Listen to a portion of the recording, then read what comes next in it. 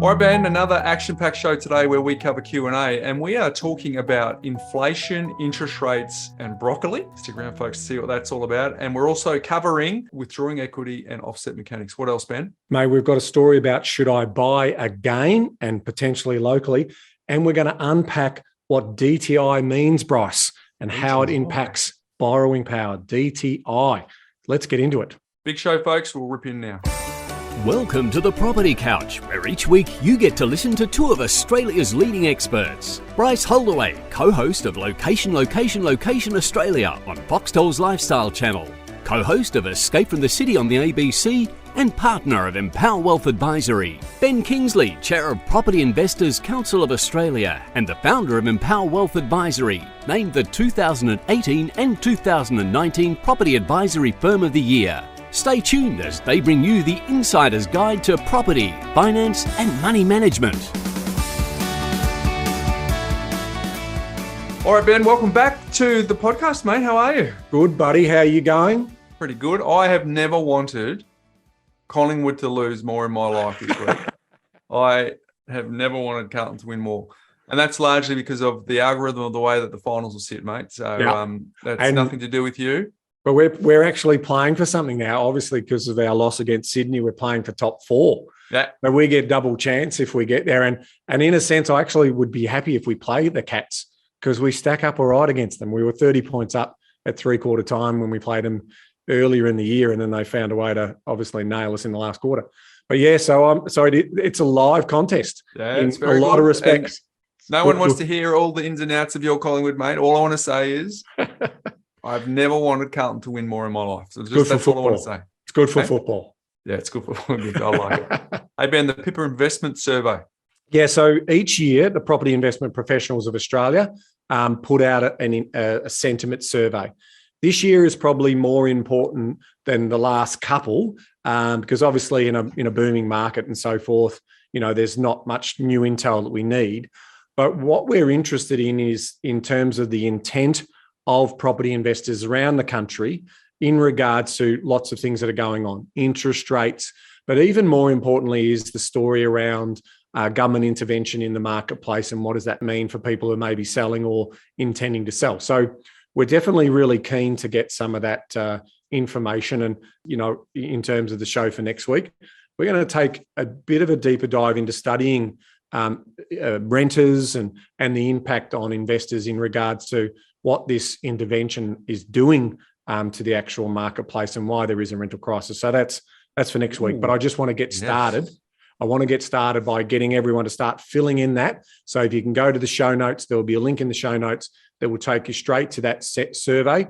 And of course, if you're a podcast listener and you're a member of the Property Couch community, we're going to email that out to you over the course of the next week as well. So make sure you jump on that. Well, Ben, we're going to communicate to our community this afternoon. Oh, awesome. So if you want to be a part of that correspondence, you just need to go to thepropertycouch.com.au on the front page there, on the home page. There's a big button. You can't miss it, Ben. It is right there front and center. Press the button, give us your email address, and we'll make sure that you get notification of episodes first, get all the show notes easily, and we'll give you the link to the Pippa Sentiment Survey. Because even if you're listening to this and you're thinking, I'd really love to do that, but then life gets in the way, you're listening to it, you're having a jog, you're walking, just helps you. Comes out on your email, click the link, fill in the survey, and it's going to certainly help a lot of people. So, and then you did hint at the conversation we're going to have next week around intervention. What does intervention do for the property market? So that's pretty important. Today we've got a really good episode, Ben. We have got 4 wonderful questions from wonderful humans who've been brave. They've gone onto the website. There's a little widget on the side, Ben, on thepropertycouch.com.au, and they've left a message. They've left a message on behalf of not only wanting to hear the answers themselves, but also we'll answer it in a way that educates everyone. So stick around for that. But a couple of things I want to remind folks. If you're a first-time listener or you're new to the Property Couch, someone's just recently referred you and you wanted to know what we're all about, our agenda is just really to be the trusted source for property finance and money management information. So it's really important that you listen to some foundational episodes. The first 20, recommend you go and listen to that at 1.5 speed. Because it's designed for you to explore the journey with us, Ben. Each podcast builds on the previous one. to form a body of work for you to apply and action the frameworks for yourself. We get lots of people writing into us saying, hey, listen, I have applied the information that you've talked about and it's been wonderful. You'll hear that in some of the questions that we get today, which is really, really important. But if you're new to the community, Ben, that's what you should do. Also, we've got some free stuff to give away. We've written 2 books, Ben.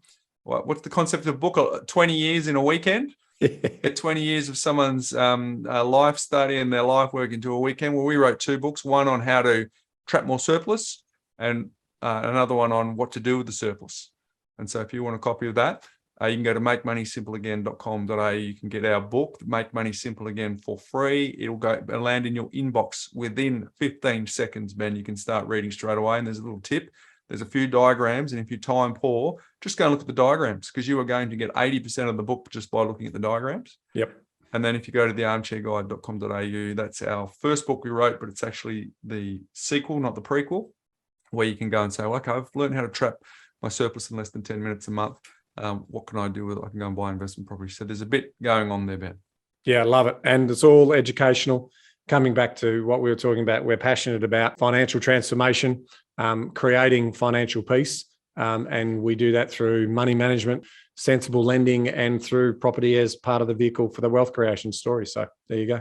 And if you're a long-time listener, we would love to hear from you. Go and leave us a review.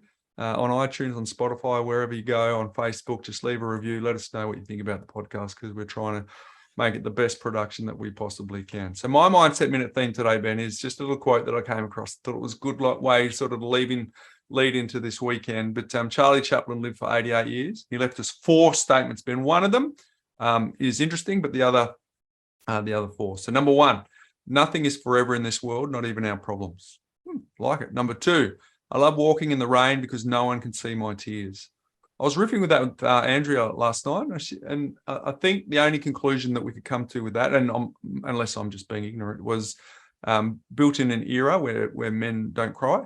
So maybe I think there's something, maybe something in that. Yep. Release the emotion and have that within the tears. So otherwise, if someone else got some insight, let me know. So first one, nothing is forever in this world, not even our problems. Number 2, I love walking in the rain because no one can see my tears. Number 3, the most lost day in life is the day we don't laugh. So, that's pretty good. Yeah. And then number 4, the 6 best doctors in the world. I love this. Number 1, the sun. Number 2, rest. Number 3, exercise. Number 4, diet. Number 5, self-respect.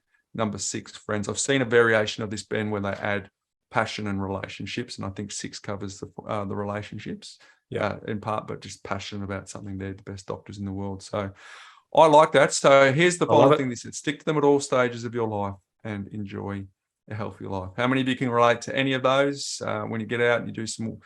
I always say if someone wants to have a chat with me, Ben, about something that's going on in their world and their problem, I say, yeah, no problem. Let's have a chat. But why don't you just go for a walk for an hour and then let's chat after you've had that walk? Because generally life gets a whole lot more perspective once you actually go and get some air, some sun, some exercise, and some of those problems go away. So there you go, folks. Something for you to think about as you lead into the weekend from Charlie Chaplin, who lived 88 years. That's not a bad innings, Ben, I wouldn't have thought. No, well, certainly above the average for that time, Bryce. So if he followed his own ethos, then the proof's in the pudding in terms of living in probably 20 or 30 years beyond the average life expectancy at that time. So goes to show you there's method in the madness. There is method in the madness. All right, we've got Q&A day today. We love it. We get to hear your questions. And the best part about it is we get to hear your voice. So the first question is from Jess, who's got a question, Ben, around inflation, interest rates, and broccoli. Let's have a listen. Hi, guys. My name's Jess. I was just wondering if you could explain the RBA's decision-making, maybe Ben, this is a good one for you, on why they're choosing to curb inflation with increasing interest rates when a lot of the reason for inflation at the moment is not because people are spending a heap of money that they need to put a stop to it. It's that there's global supply issues that are trickling through every economy in the world. So how is increasing interest rates and putting financial stress on people when we're already paying exuberant amounts in groceries and discretionary and non-discretionary spending at the moment? How is that going to limit people's spending? We have no choice but to pay $11 a kilo for broccoli at the moment. So seems illogical to me. Hopefully you can help explain. Thanks. There you go. Question from Jess. That's not a problem for you, Ben. You don't eat broccoli, do you? Oh, I love my broccoli. I absolutely love my broccoli. I love my greens. So look, Jessica, this is a really important question, because what we need to understand conceptually is a couple of important points. The first one is that inflation means our money will buy less. So inflation can be a dangerous economic instrument if it gets out of control, because our money buys us less things. Now, you might be arguing, well, that's easy. All I need to do is we just need to then lift our wages, right? So if we think, okay, inflation gets higher, our money doesn't stretch as far, so we just need to all get paid more. And, having higher inflation is actually really good. Well, the answer to that is no, because it's not just automatic that businesses can just lift their wages of their staff. And in a lot of cases, a lot of businesses run on very tight margins. And if those businesses start to collapse and break down, then ultimately unemployment starts to rise, and it starts to be a vicious cycle.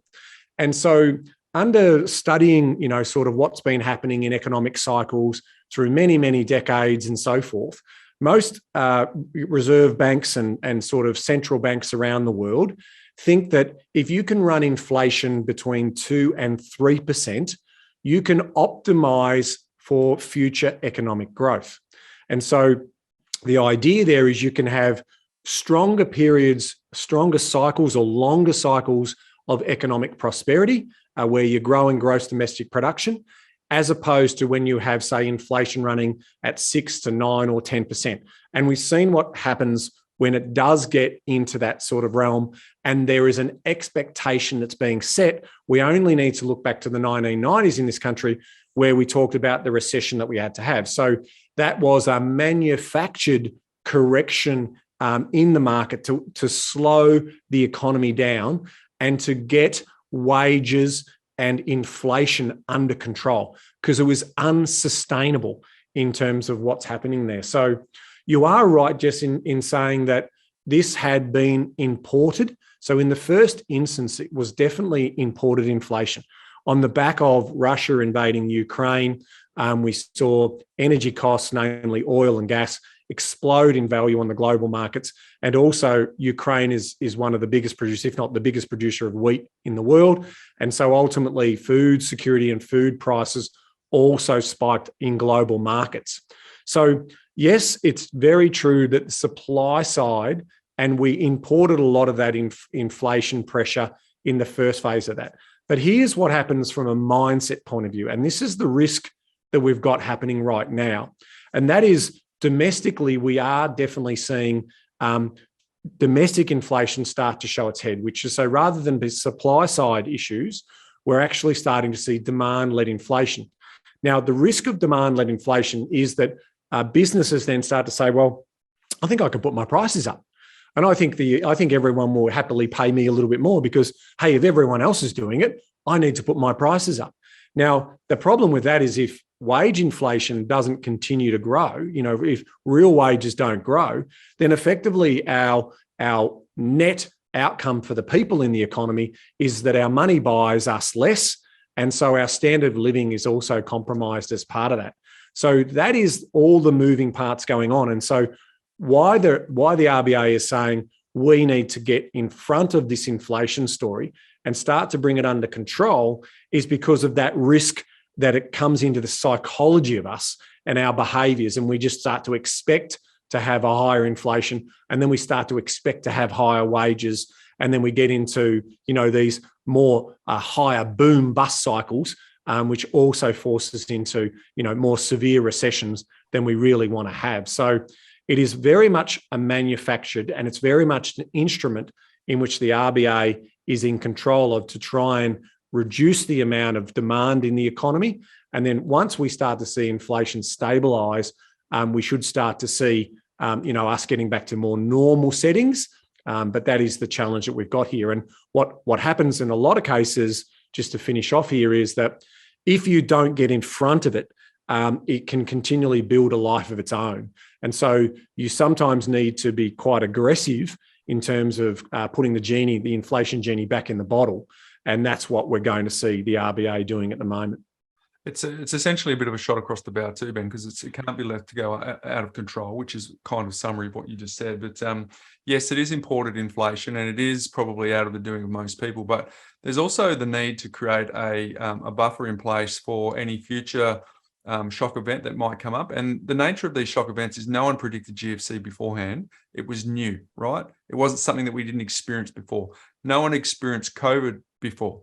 Well, there was pandemics, but you know what I mean? Like, it was just this, it wasn't even in anyone's mind that would happen. So whatever's going to happen in the future is likely to be something that's mind-blowing to us now that we would not have anticipated. So by actually having also an instrument in place where interest rates are being ratcheted back up means that there is also a mechanism in place because when GFC happened, we dropped rates. When the COVID happened, we dropped rates. But if something happened and you're at 0.1%, that's an instrument that you can't use. So I think it's a good point that Jess made. Hey, this is not from our doing. And also you've got the government stimulus packages all across the world that also contributed to that. But that was just a response to something that hadn't been experienced before. And it's kind of talks to our argument before around why economists often make predictions around what's going to happen, but forgets that the human behavior comes in, because we can all look in the rear vision mirror and go, well, the government stimulus packages are part of that, and we see what's happening over there in Ukraine. So in the rear vision mirror, we can see that, but at the time, we must make decisions as human beings. So I think your early point was really important. If you increasing inflation means that your dollars will buy you less, and so by getting back to that bandwidth, which is 2 to 3%, I've known that for a long time, what that 2 to 3% is, but it's now starting to become a lived experience. Why that's so important is so that boom bust is no good for anyone. I was a teenager during the recession that we had to have, Ben, and it wasn't pleasant because we were in a middle class, lower end of middle class family, and that was affecting us, and it affected the psyche across the country as well, and that was probably more painful than anything. So I guess part of it, Jess, is that people will need to realise that with interest rates moving as they are, we are going to make those adjustments. We made adjustments on the positive when interest rates went down, and we started having more surplus and more money and more repayments and more things to spend. It's just an awkward human nature things when we have to adjust it back on the upside, because no one likes to have less. But what we do know is that the majority of people in this country will do whatever it takes to keep the roof over their head. This is not America, where you have non-recourse lending. You have recourse lending in this country. You can't just put the keys back in the mail, send it back to the bank, move out and move on with your life. So there is a psyche and a culture about having the roof over your head. There is recourse lending in our system. We want to make sure that there's no systemic risk that comes from this. So as painful as it is that we are experiencing what we're experiencing now, I think for the better part, we will look back at it at some point in the future and go, thankfully, we did do that, Ben. It's a balancing act, Bryce. It really is. And you think about, to Jess's point about, it's really affecting us because things are getting harder and standard will be, the intention is to reduce productivity. Like, in terms of non-discretionary spending, they are trying to taper that down because they want businesses to doubt whether consumers will pay more, right? They absolutely need to do that. Now, if you also put the double whammy in there, which was the floods, you also saw a lot of crops getting wiped out. So the essential spending, the non-discretionary stuff, which is the staples, the food, those types of things, also were impacted. And that was a domestic impact. That was very much supply side, but domestic supply. So hence why lettuces went to hence why we're paying, as you say, for broccoli now. So those things, that the next crop of food will hopefully come through. We hopefully won't have any sort of more natural disasters or flooding events and those types of things. So we do think that, from that point of view, that starts to stabilize. But we also see as the central banks around the world start to ratchet up the cost of money, people start changing their behaviors. So we've seen the oil price come down significantly. We've seen consumption of oil in the US drop significantly by about 20%. And that's consumers saying at, $7 a gallon, that's just too much to pay. And so I'm going to walk, or I'm going to use or I'm not necessarily going to travel because my budget, my money doesn't stretch as far as it needs to. And so when you see these types of events occur, unfortunately, the lower socio-demographic are impacted the most. So, firstly, they're usually earning lower incomes. If inflation's really high, again, their money doesn't stretch as far.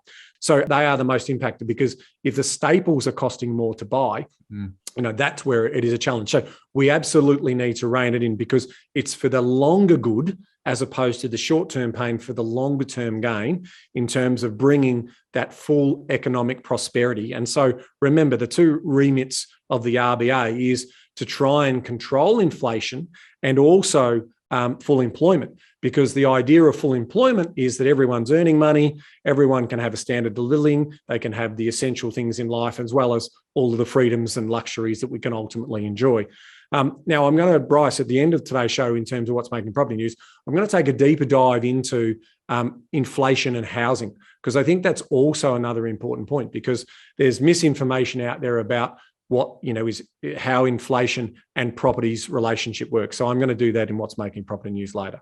Hey, Jess, great question. I reckon a lot of people are thinking the same thing as you. Hopefully that's helped. Let us know if that has satisfied your curiosity. It doesn't satisfy the pain, there's no doubt about that, but hopefully it's satisfied your curiosity around that. But it's better for the systemic part of our economy that we get inflation under control.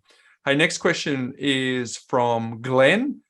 Glenn's got a question around withdrawing equity and offset mechanics, how things work. Let's have a little listen to Glenn's question now, Ben. G'day, Ben and Bryce. My name's Glenn. I've been listening to your podcast for a number of years, and I caught up through COVID. Have probably listened to all 400 and some more than once. My wife and I are avid investors and looking to join the 10% of investors that have more than 2 investment properties. We'd like to know that if we withdraw some equity from one of our investment properties, how does using that on our PPOR in an offset work? The calculations we've done at the moment mean that the interest we're saving on our PPOR doesn't offset the interest we're being charged on the equity loan. Can you please explain how that works in today's market? Thanks, guys. Oh, good question there from Glenn. I must admit, Ben, I had to listen to that a couple of times just to get it to land. Yep. But I'm ready to riff. Yeah, look, Glenn, thank you very much for the question. I think there is a lot of moving parts and nuances and tax impacts of a question like this. So we've got to be careful. We can't be giving you direct advice, Glenn, but what we will be able to say is fundamentally there's some issues with what you're potentially proposing here. So if we've interpreted the question correctly, and that is that you have equity in an investment property and you want to take, let's say in example terms, you want to take $100,000 of the equity that you've got in that investment property, and you want to get a loan for that, an equity loan against that investment property, and you want to park that $100,000 in your offset account, which means that the interest that you're paying on your principal place of residence, that will be reduced, and you're thinking that you will be able to get a tax deduction on the interest on the equity loan because it's secured by your investment property. Unfortunately, that is not the case. So let's be really, really clear here that a strategy like this, and if someone's recommending this, because we do see, Bryce, from time to time, property spruikers and mortgage brokers who think they know what they're talking about from a tax-related point of view, are effectively promoting tax schemes which will be constituted as illegal by the ATO in terms of breaching those rules. So it's really, if someone's promoting a tax structure that's purely based on tax effectiveness for you and tax minimization strategies or whatever they are, be very, very careful of their advice, because it's unfounded and you don't want to be caught up with a tax debt to the ATO or a fine because you've done something that's illegal. So there's heaps of it coming across my feed too, Ben. Yeah, I'm getting a lot of it at the moment. You know, you got 27-year loan and we'll drop it down to 4.5 years. It's like, yeah, oof, okay, that's a big bold claim. It is, and just, I mean, obviously that's now probably, spiked the ears of our listeners up. What these people are promoting is a scheme whereby all of your income flows into your principal place of residence loan to pay that down quicker, and you interest capitalize the investment debt against your investment property. Now, make no mistake, if they're promoting it as that is a tax scheme promoted, and the ATO will find you and ultimately penalise you for that. Because if your dominant purpose was to pay less tax as opposed to anything else, that is what's referred to as a tax scheme. Now, in terms of the Hart case in the High Court, because people will refer to this when they're sort of, oh no, there was a Hart case and interest capitalisation is deductible. Yes, it is, but not when it's schemed, not when it's been promoted. And the only way you found out about that, and the only reason why you're doing that, is to actually pay higher deductible tax and not pay the appropriate amount of tax or reduce your tax. That's ultimately where you're going to get caught out. So I'll come back to Glenn's question, but that's an important point, unless you want to add anything to that, Bryce. No, that's fine. So from that point of view, so what we're saying here, and let's try and explain to Glenn and any of the listeners who's thinking about doing this.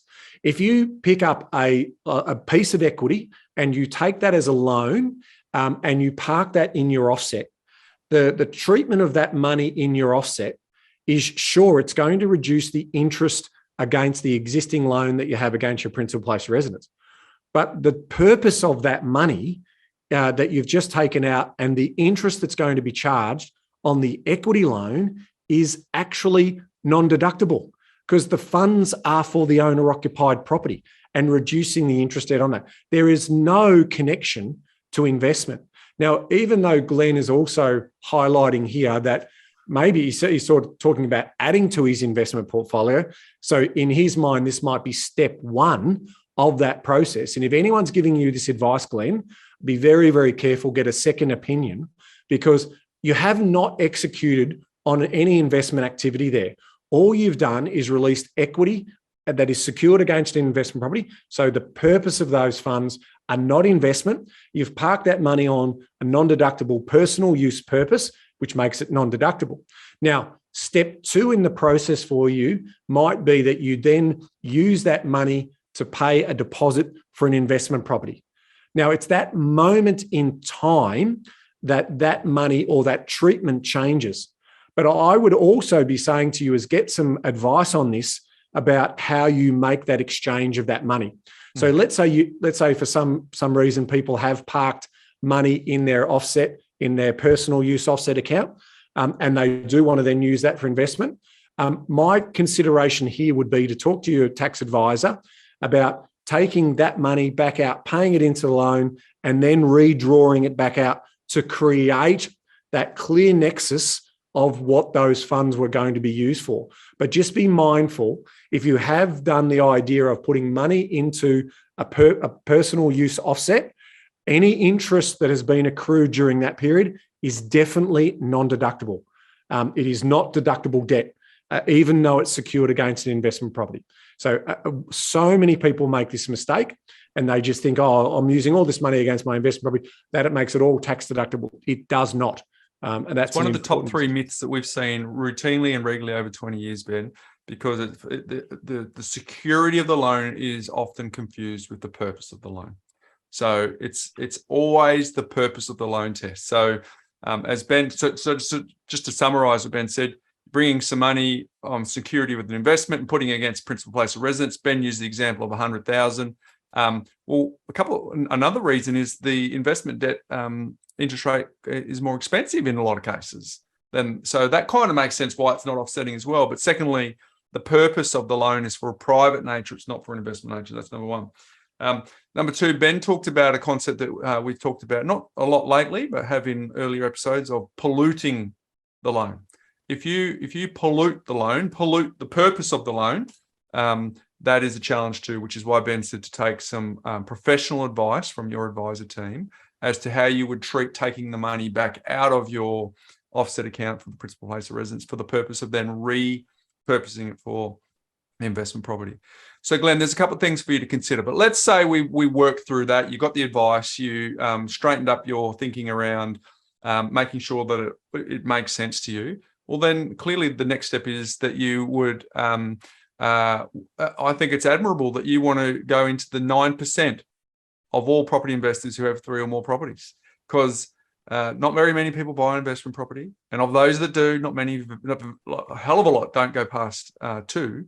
And in our experience, having built hundreds and hundreds and hundreds of plans for people, that typically 3's the number, 3 to 5. But typically we see a lot of people building portfolios to achieve the passive income with 3 investment properties. So to be able to do the $2,000 a week, you do need to get yourself into that 9%, which is a very small percentage of the population. We're not asking you to do 10. We're not asking you to renovate and redevelop, but we are saying to you that you do need to put yourself in a small percentage. So tick on that. And then if we then forward date the plan, well, then clearly if you have the money that you're receiving from the 3rd investment property and the rent that is coming into that, you put that into your primary account as per the Money Smarts. And let's say it goes in on the 2nd of the month and the loan you settled on the 27th of the month. 27 minus 2 is 25 days. That rent is sitting in your offset account where the interest is being calculated daily, paid monthly, which will have benefits to you, reducing your principal place of residence over time, because that compounding nature of getting more principal paid and less interest paid will work to your advantage. And finally, Ben, my point is, once we got to this step, then you're likely to be negative. The point where you're saying that the calculations done at this moment mean that the interest we're saving on our PPO doesn't offset the interest being charged in our equity loan. Well, an extension of that is, it makes sense when you buy the investment property that you probably will be negative geared early days until you reach that equilibrium point. And that's during the initial phase for when you reach break even, somewhere 12 plus years where that happens on average too, Ben. So there's a bit in this question, but if you listen to that again, folks, to really grasp the nature of the question, but it does come down to purpose of loan, pollution, and interest rate discrepancy, interest rate pricing discrepancy, Ben. And for those who are considering releasing equity, whether it be from their principal home or any investment property that they may own, what are your options? So let's just quickly talk about a couple of considerations. There's usually 2. The first one is a line of credit, which is effectively an evergreen facility. So at settlement, it's not actually drawn down, but you can draw up to your limit. Now, just be mindful that usually will come with a higher interest rate with most lenders. So that is one way in which you can release a loan split and have that money just sitting there that you'll action into the future. The other way of doing it is to consider a variable loan, whereby you're looking at either P&I or interest only. Now, traditionally, interest only, if you don't want that, if you're not sure of how quickly you're going to act on your next purchase, then you might consider going interest only. And what happens here is you're getting that as a separate split and you're getting another offset naturally attached to that. So at the settlement of that loan, those funds, rather than being put into your personal use or private use offset, which is wrong, you park those into this new offset account. And let's say it's $100,000 again for illustration purposes. So you're drawn down to $100,000. It's sitting against a $100,000 loan. There's no repayment to be made. There's no interest to be made because it's interest only for, say, the first 5 years. That is how you park money and you get ready to act. And we call this about just getting liquid, is maybe a situation where you want to get liquid. So as the market gives you opportunities, and it's going to give us amazing opportunities right now and in the next few months as well, that's how you get set up to act. So they are the 2 options that you want to be talking to your investment savvy mortgage broker with. Once you do act and you're fully drawn that money, I think that's worthy of another conversation back with your broker to sort of say, well, do I need to still be interest only? Do I need to still have a line of credit? On many occasions, personally speaking, I've used a line of credit. And then once that line of credit's fully drawn, I then restructure the loans accordingly and turn that into either interest only variable or interest only P&I, depending on cash flows. And then that way I reduce the interest that I'm paying on that loan. Like ultimately, we want to pay at least amount of interest as possible. We don't want to get this mindset in investing that we do it all for tax purposes. There are some people out there who talk about the tax advantages and the government and the tax office paying our way through this. It's always been a tertiary benefit and always should remain as a tertiary benefit. It should not be primary or secondary. It should always be tertiary. And if there's any, it's only human nature, Bryce, when we're, at a barbecue or at the pub or whatever, that a mate's telling you, oh, I've got my accountants told me that I can do this. And or this, this person says this is how I can get pay less tax. Like whenever you're hearing that type of stuff, just be mindful that there's an agenda for those people. They're trying to win your business and they're trying to make money out of you as well, right? So, but then it's like all care, no responsibility. Well, there is a lot of responsibility. So please be very, very careful when people are promoting tax schemes as part of the reason why you should invest. It should not be why you should invest. Everything should be around building wealth over time and then supplementing your income in retirement. Very well said. Thank you, Glenn. Can you let us know if we caught the gist of your question with that? We think we did, but let us know. We'd be always interested in your feedback. Hey, Ben, the next one is from your namesake. Ben Townsend has a question around when should I buy again? Let's have a little listen. Hi, Bryce and Ben. It's Ben here. I wanted to thank you firstly for your podcast. I started listening about 6 months ago. And taking your advice and the advice of a buyer's agent, we have recently purchased our first investment property. The question I wanted to ask you is about when you think is good to go again, understanding that when you can afford it is obviously number one. The idea of buying an investment property was initially my wife's idea, and she wanted to buy something in our backyard, which is considered regional Victoria, but would be within the commuter belt to Melbourne. I sort of hijacked the whole process, and that's not what occurred. We're now thinking if we were to go again around the idea of buying close to where we live now, a smaller property to use an investment property to begin with the idea that we would move into this property when our children have left home and we are older and looking for something smaller. Just wanted to see what your thoughts are regarding that.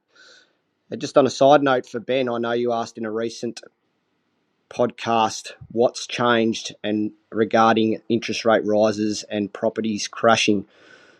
Just thought we maybe could discuss the idea that debt to income ratio has increased quite a bit, meaning small increases in interest rates mean a lot of pain on the pocket. Thanks. Good question, Ben. Thank you for that. Hey, our next question is around debt to income ratio, Ben. So we might cover the first bit and then we'll answer the second part of the question when we cover off our next question. But can I just say what a joy and a privilege it's to hear that we formed part of someone's decision making around buying their first investment property, Ben. So thank you for that feedback. We don't take that lightly, Ben. My first question is, how does your wife feel about the process being hijacked? Yeah. Well, if it's turned out all right, she's probably pretty happy. Yeah. But so it sounds like they were going to buy in regional Victoria and maybe didn't. But they want to go again, Ben. So I think there's a fair bit that we can riff off here. But you and I had a bit of a chat earlier about this. So you kick it off and then. Yeah, sure. So I think from my point of view, Ben, thank you for the question. And you're right. I mean, obviously is when you can afford to and hold it for the longer term. I mean, ultimately we have a strong bias that you hold on to investment properties for the longer term and you get the greater benefit of that and the magic of compounding over time and ultimately it supplements part of your retirement. That's us in a nutshell. In terms of the question around buying local, the advice I always have is a default position around mixing purposes can sometimes have a compromised outcome from an investment point of view. So I'll just leave that there because I know Bryce has got more to say on that. The other part for me really is around if you are going to do something like that, there's got to be a competitive advantage that you're looking for in terms of if you did buy local. By that, I mean, how can you add value to the investment that would potentially limit the risk of you not buying somewhere else where you might have got an outperform result. So I'm talking about if you can find an old tired property, a great block of land with an old tired property that you can do some TLC on because it is local to you, you can access it really quickly and you can do some value add or you can get a better productive use of the land over time. That's probably where the variation of thinking comes in terms of if you can justify that. And, you might be a tradie, you might have a network of people where you can do that really quick. That's ultimately where that might sway the opinion. But traditionally speaking, when you are mixing uses, you always come up with this challenge of, is it the best use of my money? And, am I optimizing for my position? Based on the feedback we got here from Ben as well, I think one of the key bits of information we got is the part of regional Victoria that they are in is within the commuter belt. I think that's important. Yes. Because that's been the conversation you and I have had all through the pandemic, whereas everyone escaped the regions, but there will be a commuter belt reset. And if you're outside of the commuter belt, where it just becomes a drag to have to go back into the office in the bigger centres, that will have an impact on lifestyle and all the reasons that you went out, and ultimately will have an impact on demand for those properties. But my answer to this question is, you hinted at it, Ben, is it's just a cost benefit, right? You've got this plan that you suggested that at the information level that we know sounds sound, right? Versus your financially optimized plan. And it really comes down to which one will yield you a better outcome. And in some cases, that might not be measured just purely in dollars, but ultimately getting a real clear understanding on what is really important to you. So we hear a lot of times, Ben, don't we, where people really do mixed purpose and really get emotion and finances mixed. You know, I'm thinking of buying a unit in the city for my kids to go to when they go into uni, and then we might move into it later when we retire.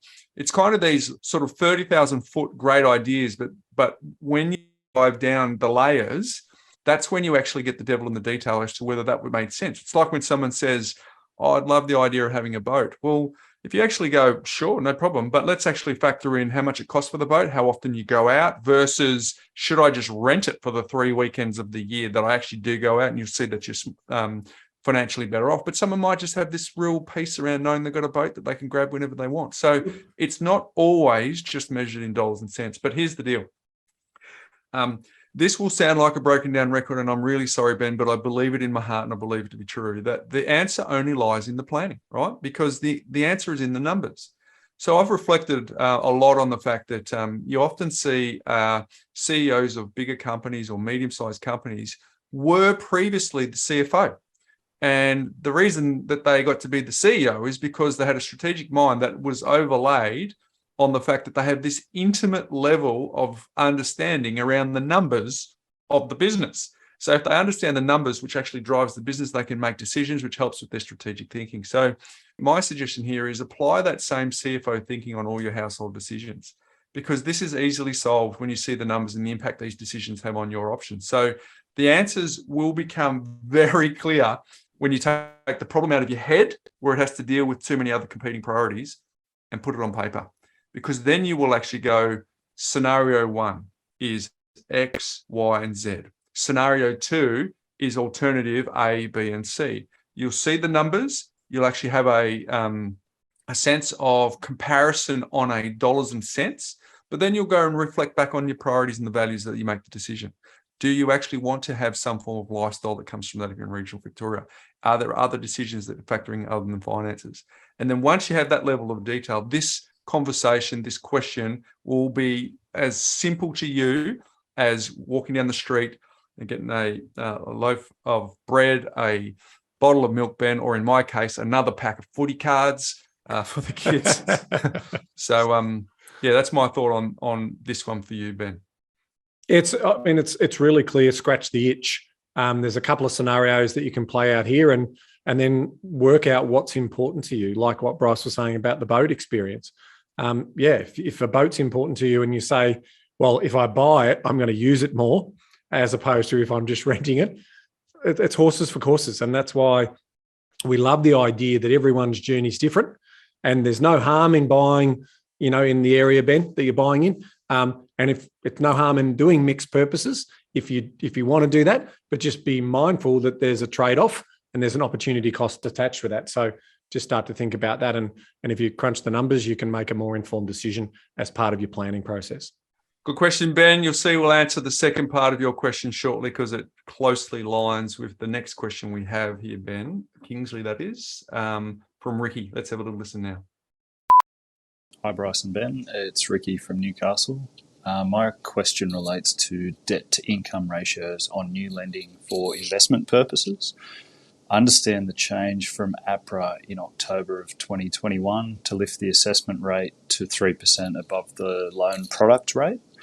However, my question is whether banks and other lenders are applying a cap on debt-to-income ratios on new lending, even when serviceability requirements are met on that higher assessment rate. Keen to hear your thoughts, and please keep up the good work on the podcast. Thanks. Good question. Thanks for the feedback, Ricky. Let's go to ground zero, Ben. Let's talk a little bit about some techie talk. You're the mortgage broker in this duo. Cap rates and assessment rates and DTIs. Let's unpack some of that. Yeah, so certainly in terms of understanding the formula that is debt to income ratio, what you're doing is the calculation looks like this. It's all your debt repayments, okay, divided by your gross income in a monthly basis. And then you times it by 100/1, you get a ratio. So if you're thinking about it, it's effectively adding up all the repayments. And that's not just your mortgage repayments. That could be things like credit card, HECS, personal car loans, those types of things.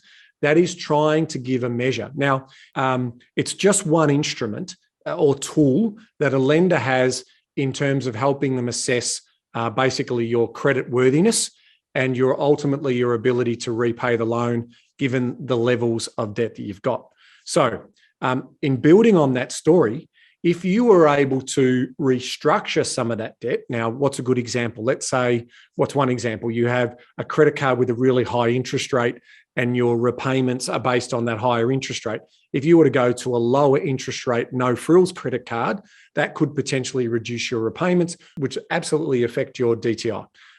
Another good example might be that you've got a personal loan or a car loan, and you've got the amortization period of that might have been 5 years. So you're making, $800, $900 repayments per month. If you were to restructure that debt into, say, a mortgage, that would significantly reduce your DTI. So that's the first message here.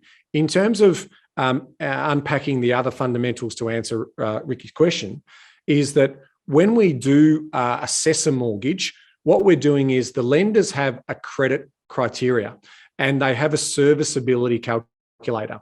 Now, inside that serviceability calculator, they are using metrics around assessing surplus cash flow and the ability of how much you can borrow.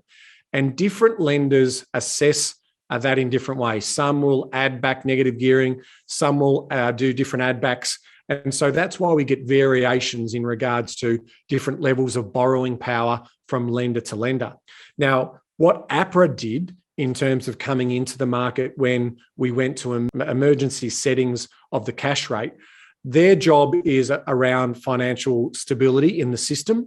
And so they were concerned that with very, very cheap money, borrowing power calculators and serviceability calculators make it look like you can borrow a lot of money. And the best example I always use here is if you had a zero interest, you could borrow infinity, because ultimately that's how they have not only the assessment rate, they also potentially inside that assessment rate put a margin on that or a floor rate, and then they have an assessment rate, which is buffering in. They put a buffer inside how they calculate that. So that means that they're provisioning for future chances over a 25, 30-year loan, that if interest rates do go up, that borrower can be comfortable in making those repayments.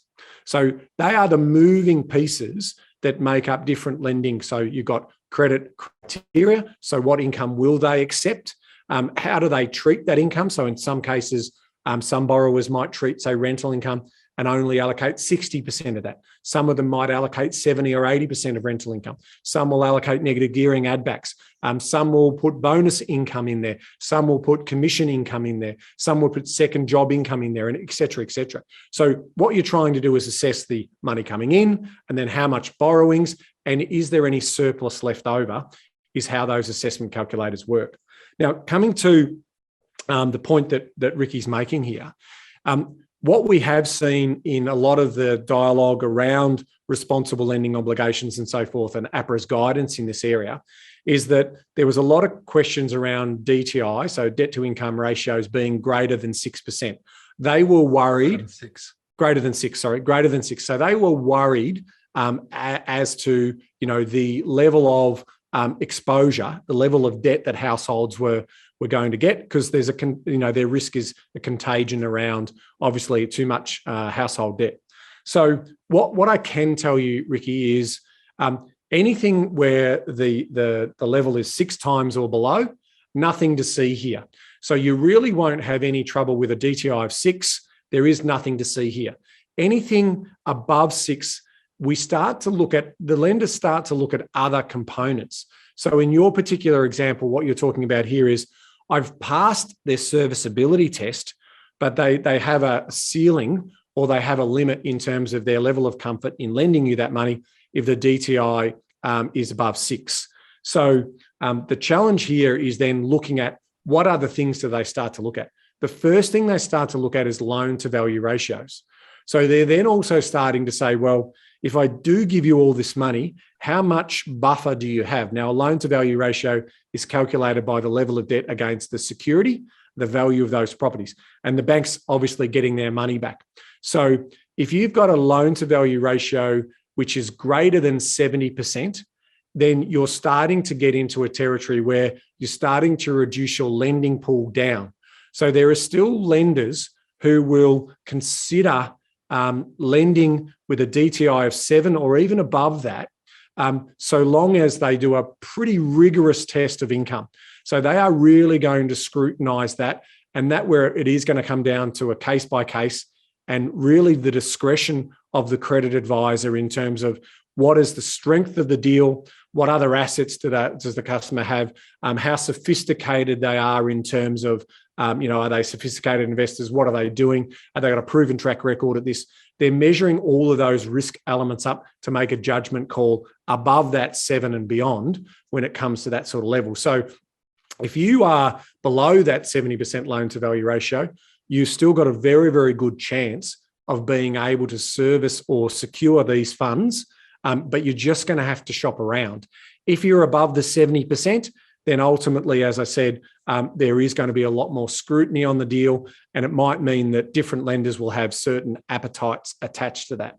Now, my final piece of information here relates to not every lender is regulated directly under the APRA provisions, which is they're not all ADIs, which is authorised deposit taking institutions.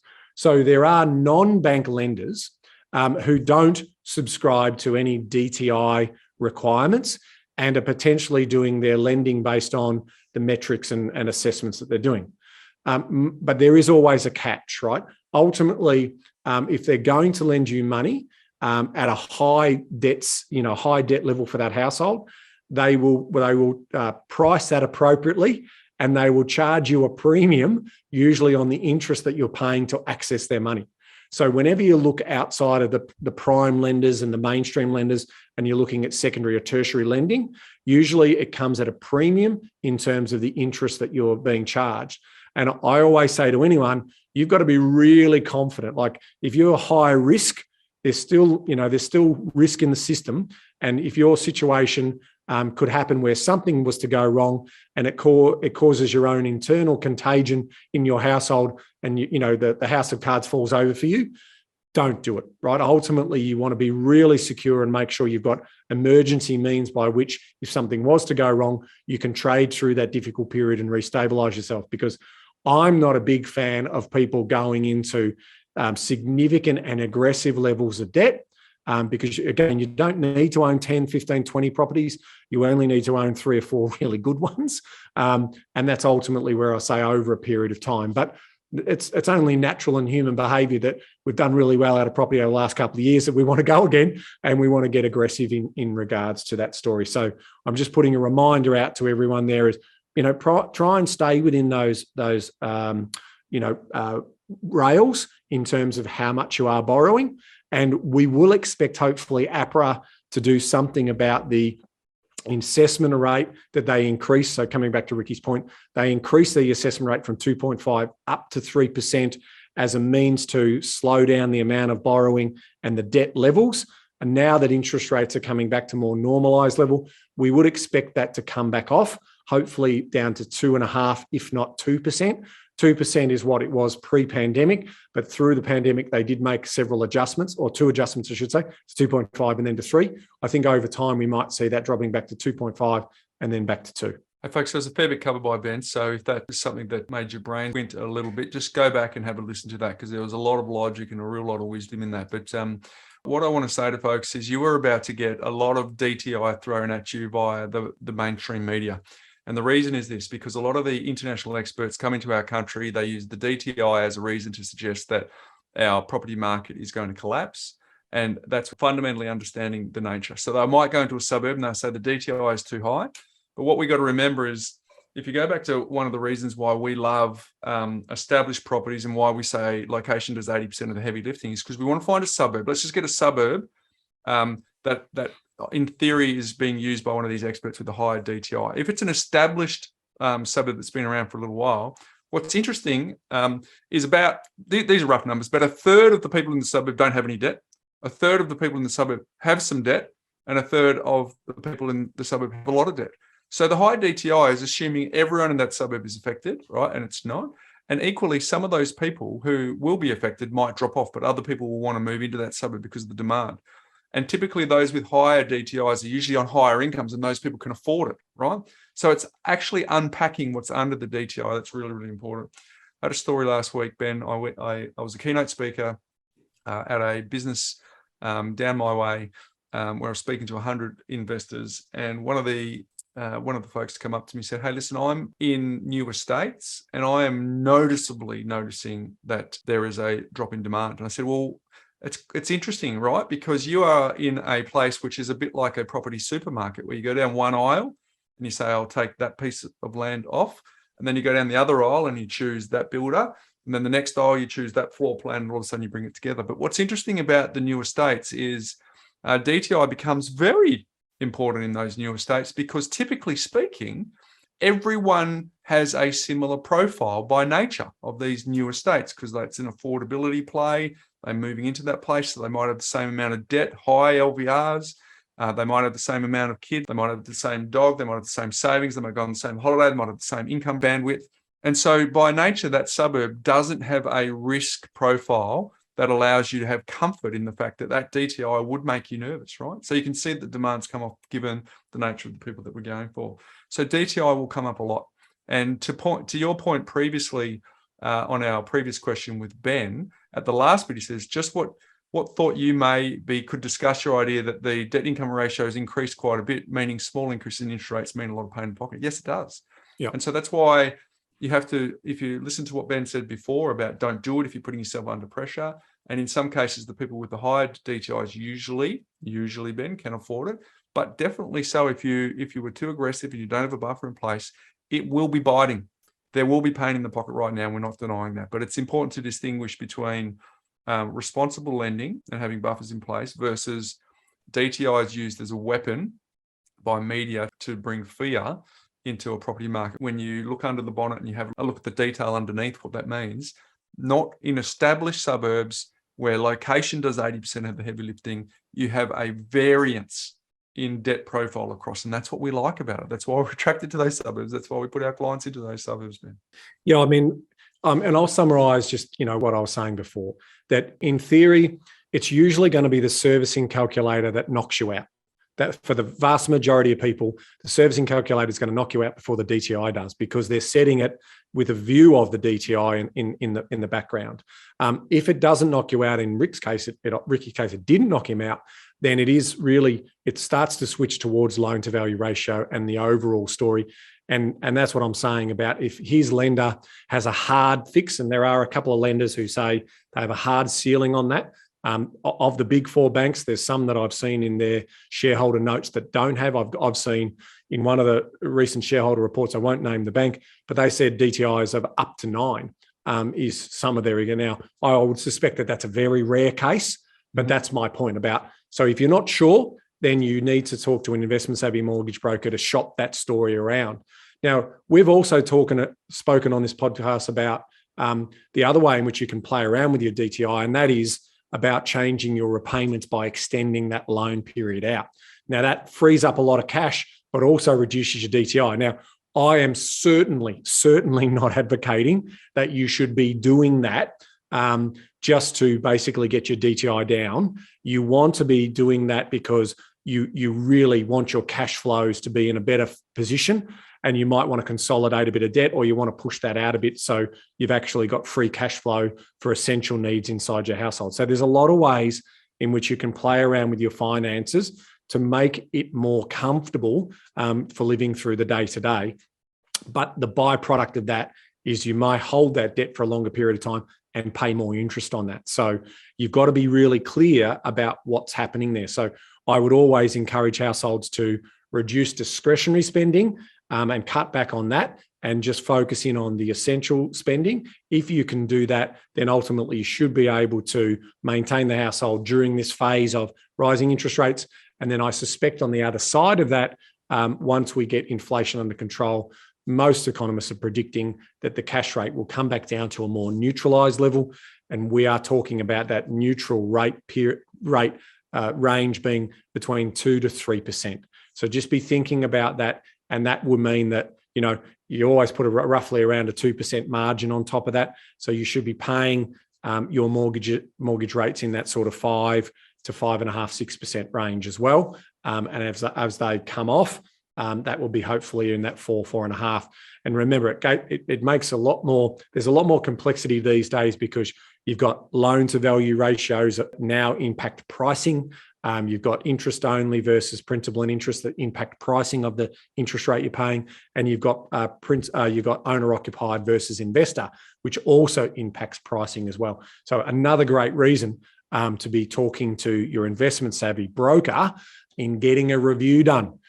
Because there's a lot of different moving parts in the market, and we'll be, in a few weeks' time, we'll be talking about that as well. We'll take a deep dive into, the banks and how you process that, because we know in a few weeks' time there'll most likely be another 50 basis points rise, and then hopefully we'll see where the RBA goes from that after that time. So in my economic update, I'll be spending a bit of time talking about, what the noise coming out of them in the minutes are in terms of whether we're getting close to seeing those 50s come down to 25s or they're going to have a pause period to see in terms of what impact it's having in regards to household discretionary spending and how it's slowing the economy down. Great wisdom by you, as always, Ben. To your point around essential and discretionary spending, we're going to put a link in the show notes around access to our moorr platform, MOOR, so that people can go in there, because it's super easy to categorize your expenses as essential and discretionary, and you can have that through Money Stretch and Money Fit, so that you can actually compare and look at Ben's point. Yep. To Ben's point around it's hitting people in the pain in the pocket. Yep, no problem. So go and have a look at that. And so there's two ways you could go and get the book, and then you get access to that platform as well. And secondly, I want to equip all the listeners around, you are going to hear some stories in mainstream media around price drops. There is a predictions around price drops, right? So CBA's gone out 15%, Westpac's gone out 10%. So I just want to remind you, when you see that, I want you to ask this question. Does that mean every property is going to drop? Number one, have a think about that, because that means the house in the North Shore of Sydney is exactly the same as the house on the south of the river in Perth, which is exactly the same as the house in Hobart. So just remember that it's a generalized statement that doesn't help everyone. There will be parts of the property market that do have some lean time where it will come off. But if you are buying investment grade assets in areas that are in high demand with owner occupiers, where there's still pent up demand, that is something that you don't necessarily need to build anxiety over. And secondly, it's all about cash flow. It's all about having effective buffers in place. If there's any fluctuations on balance sheet, if you're playing the 10, 20-year game, that's important for us to remember. That's coming. Those headlines are coming, folks. Be aware of them. As a coucher, you should be able to dissect and synthesize the messages that we've been imparting for over 400 episodes across those headlines to help you. Hey, I want to shout out to our contributors today, Ben. Great question from Jess, great question from Glenn, also from Ben, and thank you with the final question there from Ricky. Now, folks, I just want to say to you, Ben and I have got a number of these Q&As planned over the next 6 to 8 weeks, right? So we want to hear from you. SpeakPipe is the place to go. If you go to thepropertycouch.com.au, on the right-hand side, whether you're on mobile version, whether you're on desktop version, there is a button you press. It'll light up, and all you need to do is press one button and record your message, and you can be part of the question. A little bit of guidance. If you could make those questions topical about issues today, wonderful. That's great. That's what everyone wants to hear. But try not to make them too specific to your circumstances, asking us, what do you think about this particular property, or what do you think about this particular suburb? But rather think about it from a broader level. So it's an understanding not just for you, asking the question, but also the broader community so that we can add maximum value to everyone listening. So Q&A is the best part of our day, Ben. We've loved it for 7 years. We will continue to love it. We want to hear from the people. All right, my life hack today is a little prompting from you, actually, Ben. You sent me this little link the other day around Google Chrome, and I thought, oh, this is pretty good. I use Google Chrome. Do you use Google Chrome, Ben, or you wouldn't be a Safari? No, definitely Google Chrome, Bryce, because the moorr platform, the web version, is best served on the Chrome platform. On the Chrome, best served on the Chrome platform.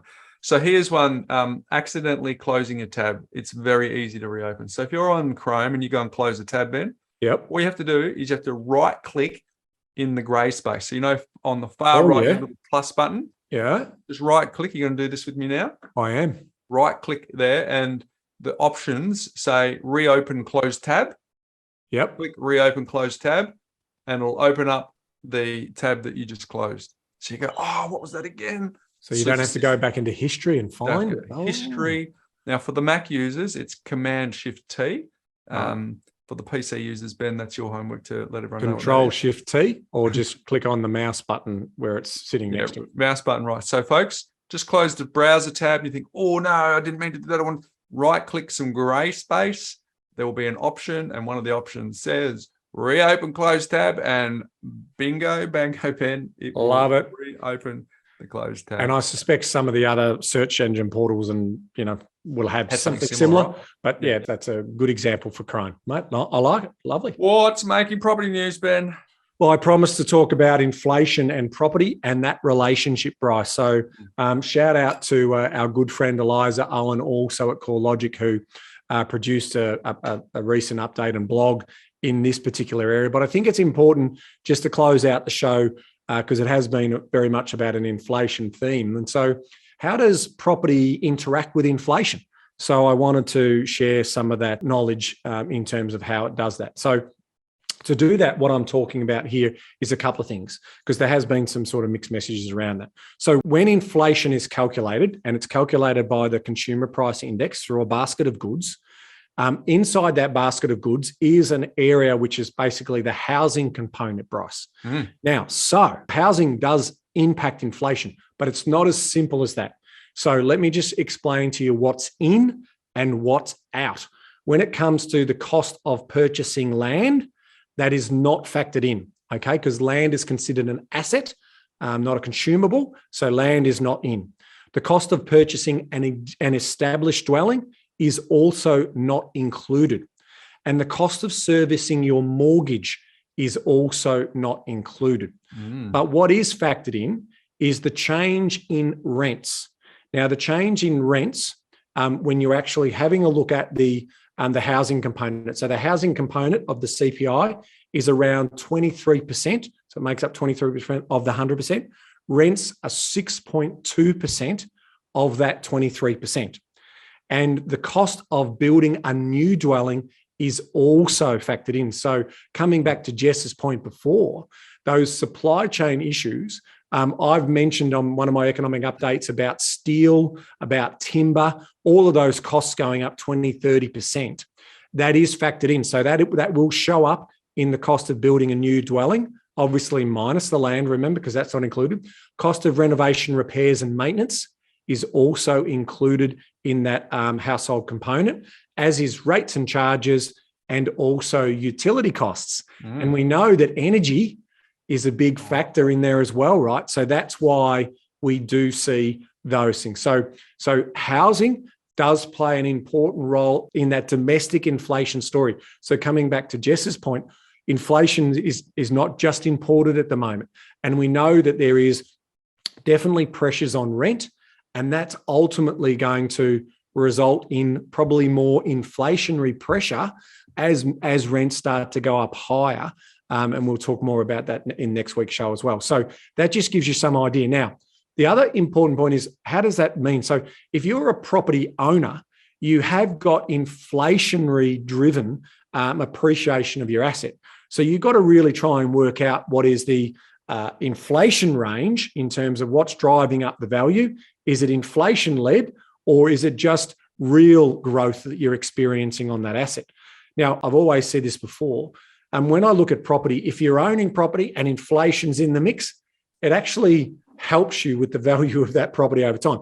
Now, again, that is inflated value adjusted, but as inflation comes back down, because it will, and technology is ultimately going to be the true driver of where inflation is in the future, that's actually not a bad thing if you get some of that inflation. Inflation comes down, well, the prices usually stay up there and the land value usually stays up around that sort of level as well.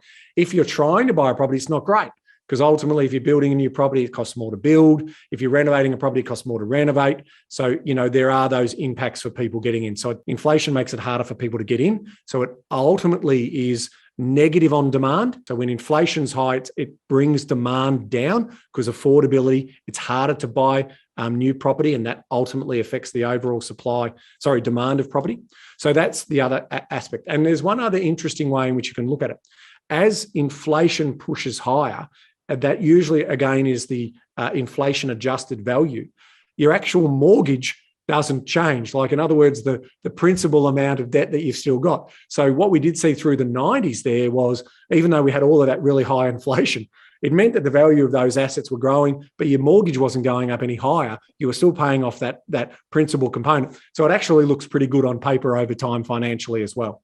So I think that's also important to note. But there is the sort of direct and indirect relationships that we sometimes see. And I'm sure there's others examples in there as well in terms of how inflation and property coexist in the economy. Well, there you have it, folks. Some really great insights there from Ben for the relationship between inflation and property, mate. And it was a great episode. I really enjoyed covering our listeners' questions. And mate, until next week. Knowledge is empowering, Bryce, but only if you act on it. And don't forget to fill in your PIPA survey sentiment, folks. See you next week. Hey guys, Bryce here again. Just want to catch you before you go and let you know, if you're new to our community, there are a lot of episodes to catch up on, but it's really important that you start from the very beginning at episode number 1, because episode 1 through to 20 share all of the foundational pillars and frameworks that you need to know to get the best out of listening to this podcast. So I'd recommend that you start there, and the little tip is to maybe start on 1.5 speed. Now, for those of you that are time poor and don't have time to go back from the beginning, don't worry, we've got you covered as well, because we've created a binge guide that goes through all of the details and makes it easy for you to read and get up to speed very, very quickly. So if you go to thepropertycouch.com.au/fast track, you will be able to download that binge guide and you will be up to speed in no time. And whilst you're there, I've got a few extra goodies for you, because we have our top 5 frameworks that you'll learn on this podcast, as well as the Make Money Simple Again ebook, which will help you with the foundations of basic money management, so you'll have everything you need to succeed in building your own lifestyle design and getting the best out of this podcast. Now, just a reminder that anything that we cover on this podcast is not considered financial advice. We certainly recommend that you get your unique circumstances looked at by your individual advisor, and everything we talk about is just general in nature. But folks, I want to encourage you again to go to thepropertycouch.com.au/fast track, and you can go and get all those goodies and catch up right away.